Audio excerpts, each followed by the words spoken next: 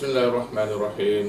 Assalamualaikum warahmatullahi wabarakatuh. Salam sejahtera, salam malaikat maju jaya, rakyat bahagia, mengambil dunia.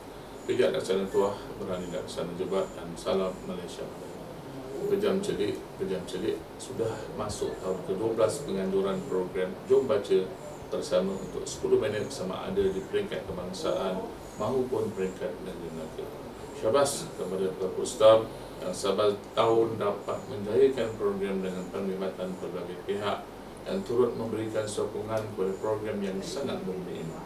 Semoga kerjasama yang erat ini menjadi asbab kepada minat masyarakat kepada membaca yang seterusnya akan menjadi suatu amalan yang akan diwarisi kepada generasi yang akan datang. Dengan tema tahun ini iaitu nikmati saat, ini yang bermaksud menghargai dan memberi sepenuh perhatian kepada setiap detik dalam hidup kita, dan satu cara yang terbaik untuk memperolehi kemanisan dalam hidup kita ialah dengan membaca.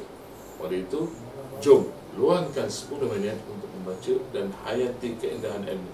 Mari kita sertai program Jom Baca Bersama untuk 10 minit pada 23 April 2025 bermula jam 11 pagi sehingga 11.10 pagi. Masyarakat berilmu, penggerak wawasan.